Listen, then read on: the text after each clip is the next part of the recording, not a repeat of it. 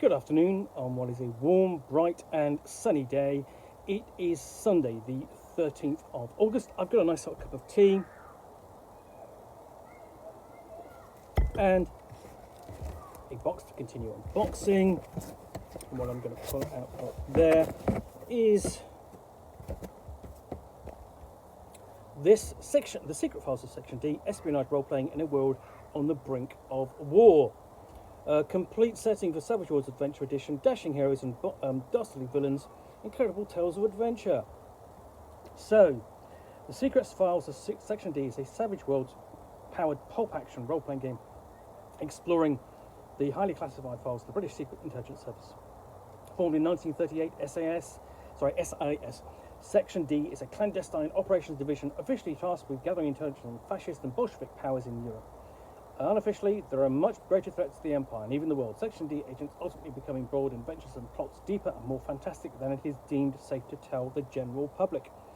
These are the secret files of Section D. In this book, you will find detailed rules for creating your Section D agent, including archetypal characters and an historically accurate overview of the key world powers at the beginning of 1938. Guides to the equipment, weapons, vehicles and espionage gear of the era. New skills, setting rules, edges and hindrances to bring the Pulp spy era to life. 3 campaign modes, Pulp, espionage and military.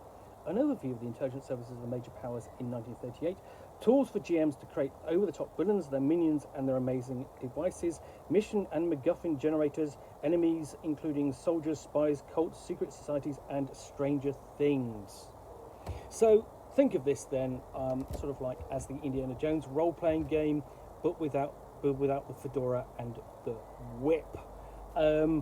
It's dealing with the whole idea of the occult being, and it's sort of like being sought after by the Bolshevik and fascist powers to aid them in the forthcoming war, because by 1938 everyone knew that there was a war coming.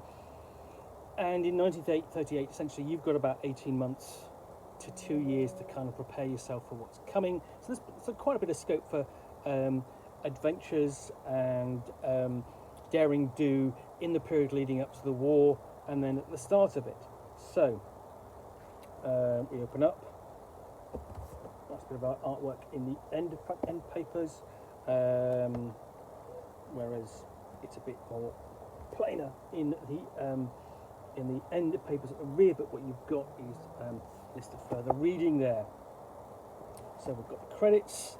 It's very kind of imposing and dense there, with the choice of the font and table of contents, credits, but that's actually a bit easier to read inside because it switches to sort of like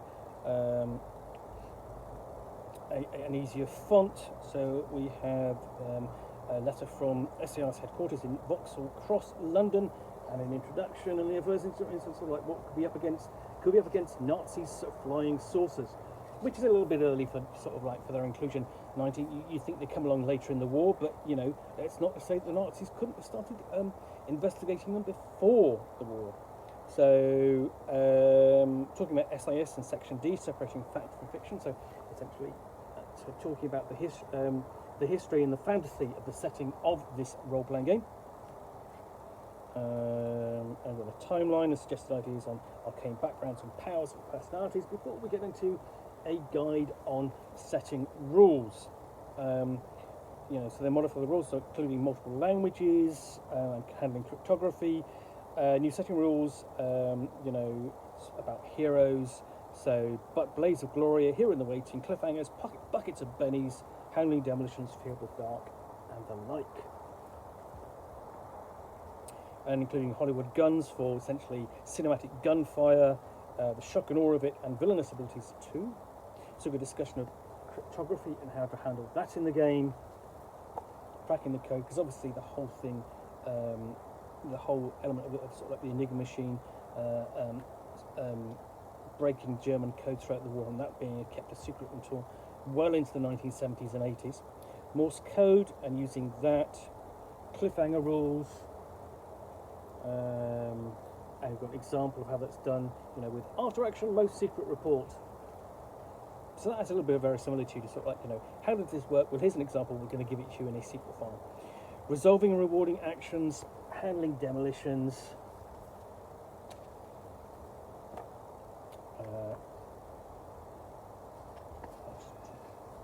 separation of pages here. Yeah, and then including use of plastic explosives before we get on to file 2, character creation.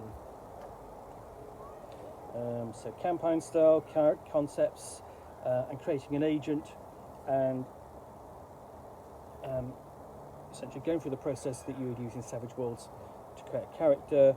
And we've got a list of new hindrances, like before you die, conspicuous, flashbacks. So, good morning. Okay, agents with this hindrance struggle to translate their language skills from training and practicing in the classroom to using it in real life. Understanding the spoken and written word is not a problem. It's only when the agent opens his mouth to speak. Yeah, essentially, that's taken literally from the British sitcom Hello Hello, where there is supposedly a French gendarme who turns up and says, you know, good morning, you know, literally in this fake French accent, and it is just, you know, the whole idea is sort of like, you know, how can the Germans not notice that this agent is actually terrible? You know, he's not French at all. So yeah, we have edges like Believer, Essential Gear, Well Travelled, Born in the Saddle, Shoot First, Questions Later, Professionalist. So Archaeologist is at the top there, and they definitely, you know, if the designers have not got their tongue firmly stuck in their various cheeks with good morning, then they certainly have with that one. So lots of different edges and hindrances to sort of like for your player characters to have. Arcane backgrounds and powers, and how they work, so that can be both, you know, you can be gifted, miracles, weird science, and psionics. And you've got the different items of different types of arcane backgrounds discussed there. And we've got an example, you know, the Curious Tale of Arthur Shim. Then we go on to agent archetypes, dude. This is essentially, and it says do not separate from section D, file 2. So this is intended. So we have things like a boffin, no sir, not me, or Agent Fatal, or Agent X. So these are sort of like ready to play ones: gun hand, martial artist, patriot, saboteur.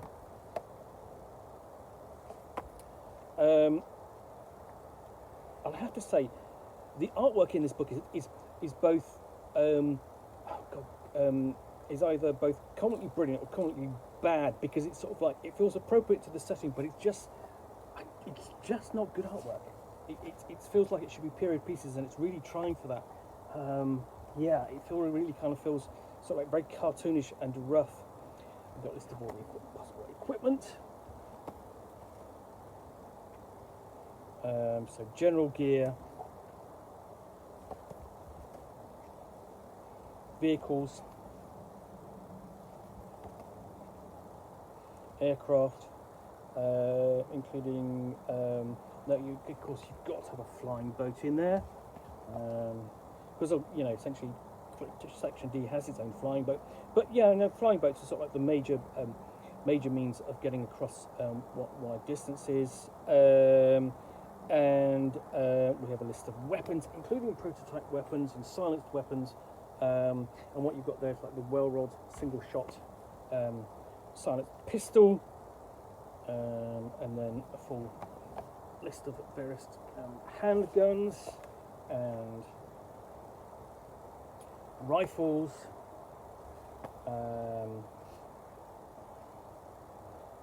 Let's see what else we've got. Submachine guns, and then for your pulp, player, of course, you've got, you know, essentially you've got a Mauser C96 with the stock, and the special weapons listed at the back. And then we have file 4, Q division, because of course you've got a Q division. it's espionage and so on. So this is where you're going to get all your weird gear for your different missions, cutting edge technology devices, aka bigger, better, faster, more. And then so you've got a list there of real devices that were used, for both handling communication and photography and microdots, weapons, firearms, including that you've got like the Liberator .45 pistol, which was dropped into enemy behind into France. We get onto super science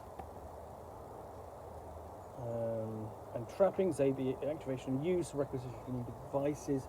So you can have amazing devices, sort of like that give you a bit of the edge. And we've got some examples.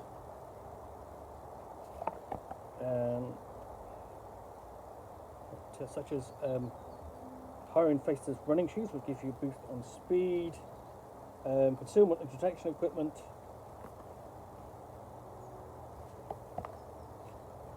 and rules for active searching, passive searching, finding them, recognizing disguised devices, because you could have devices built into your shoes, into your buttons, and so on. File 5, ancient briefing. This is essentially a guide to the world on the brink of war, so life in 1938 and the different country powers involved. So Great Britain and Germany. This is only a very broad overview. Essentially, Britain is sort of like is given a page. Germany is given a couple of pages, including a big illustration.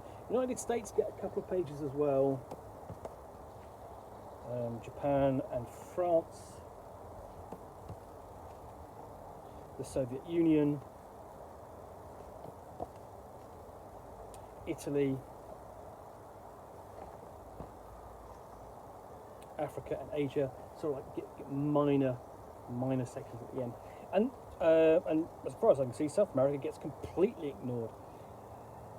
But I mean, you don't, for a game like this, you don't need extensive backgrounds upon the world as such, because it's a world of pulp adventure. You are working from your own sort of like general knowledge, and also from the films and just and legends and pulp adventures already. Section 6 intelligence reports, and this is more detailed detailed background about the particular country. So Germany gets a longer section, discussing its secret and sort of like paramilitary organisations.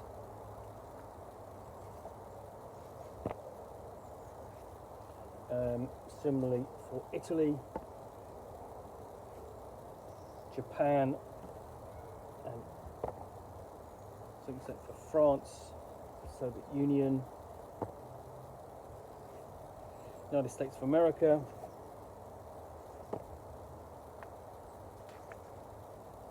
That gets quite a lengthy section actually.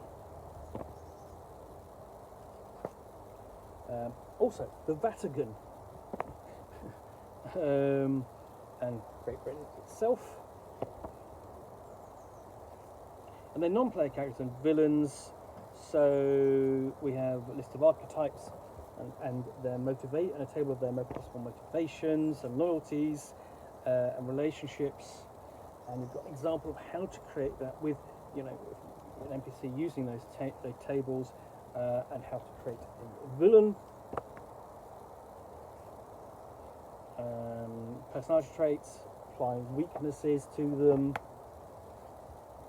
I've got an example of a player character, a villain creation, and she appears on the basically there. So it's sort of like she's like an archetypal sort of femme fatale. We have master villains and a possible essentially organisational table of the organisation they work, the villain or organises or controls. Other villain types, so things like the accidental villain, the weird arcane and supernatural villains, military villains, non-human villains, and villainous abilities. Villain layers. So you've got a villain layer generation table, and underlings, and also the villainous equipment guide. And this with you have evil genius example gadgets. So the player characters will access their own gadgets from section Q, division Q of section D of the SIS, but the villains will have their own campaign style. So we're talking about you know, the reality of it, the secret war, the new section of D, section D coming into play, using locations both broad and specific, multiple locations and travel. So their locations of themselves, essentially you can use those as sort of like places for have adventure, but also just sort of like, you know, red line them, you know, going from one location to another, as per the Indiana Jones films. And then missions, and the phases of them. So, you know, structure and acts, talking about how they constructed, the ingredients that go into them, talking about the threat and locations involved. And we've got a location. We've got a mission location table with the land, and also one of the landmark sites, and the types of encounters and sort of missions involved there. Pulp plot seeds around the world, set sort of like, so we've got one in Shanghai, the Caribbean Sea, Bonneville, Normandy, an example of character creation, mission creation there. And then Paris, 1940, you know, basically been going under Axis occupation, creating items of power.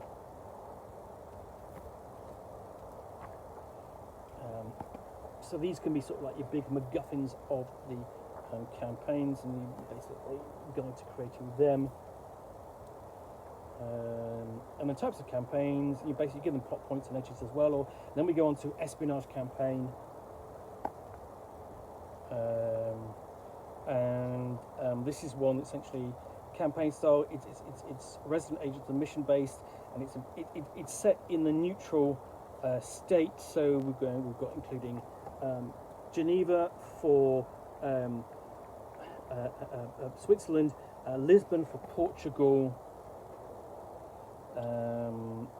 So they're going to be interesting locations. Pre-war, essentially not involved in the oncoming war, but you know, points where the powers did meet and interact, and sort of fight it out in a clandestine manner. So details of the organisations that player characters might meet in such locations, and then we've got missions and equipment involved, enemies, communications, plot seeds then for other locations at the time, including again Switzerland, New York, London, and they're just the same for the military campaign. Talk about the peoples, organisations involved. We've got example NPC creation for a military campaign, and typical missions that might be run. And the option here to use section D as a strike team, equipment and resupply, including that's going to be hopefully a Lysander aircraft, really good at landing in sort of like rough terrain, and used to sort of like dropping off agents and supplies and so on.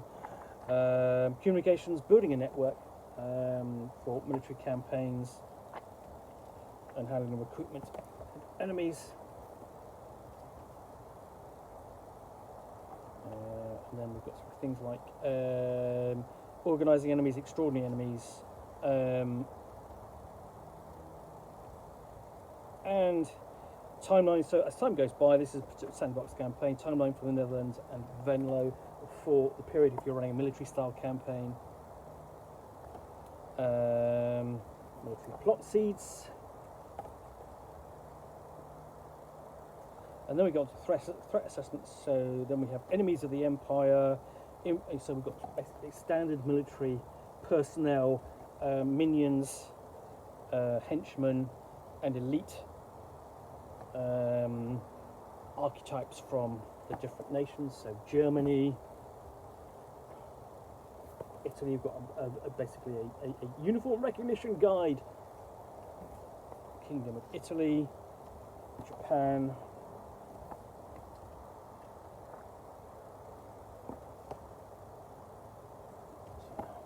Uniform guide as well. Agents and spies.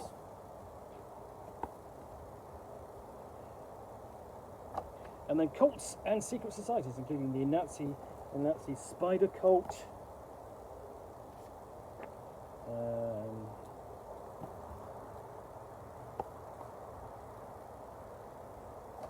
The Aryans, and here we've got involvement with the Greys and UFOs. We've got Aryan weaponry, so running around with ray guns, and then Fate as an organisation. Trying to look to see what Fate stands for. Basically, is standing for foretell, allot, and execute.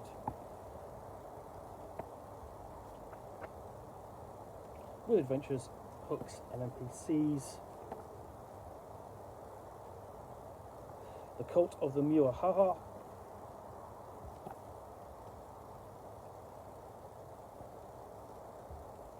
And then the Strategic Union for the Advancements of Victory in Europe, Suave.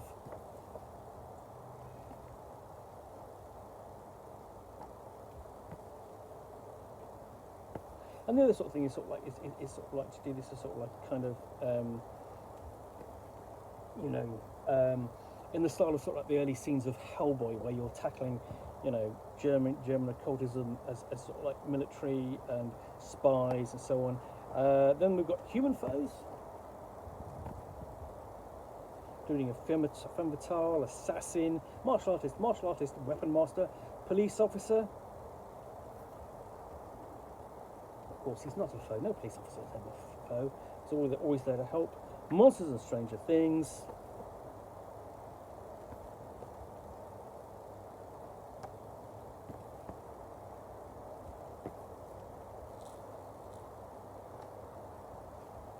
And that's quite nice. The inclusion of the gremlin, the thing that essentially was responsible for all the bullet holes in planes. Not bullets, gremlins. Sasquatch or Yeti, giant serpents, and Sobekian Guardian, whatever that is. And then we have an appendix file, and essentially we've got the character sheets and the like, and then name generators for your characters, whether whether from Britain or the USA, France, Germany, Italy, Japan, or Russia. Useful set of tables that come at the end, and then the index. So, and then it's got a couple of like handouts and interesting bits and bobs at the very end. So yeah, that is the secret files of Section D, a pulp action role-playing game using Savage Worlds set on the eve of World War II. Well, I hope you've enjoyed this unboxing in the Nook. If you have, then please do click on the like button down below. And of course, if you've got any comments or feedback, I do appreciate you taking the time to post those. And lastly, if you want to be alerted to get more unboxings in the Nook, where you will see me out here with a box containing a book or game which I will unbox and chat about to the best extent of my knowledge for roughly 10 minutes or so, all of course accompanied by a nice hot cup of tea, then please do click on the subscribe button down below. Thanks again for watching another unboxing the Nook. Be back again soon with another one. Bye for now.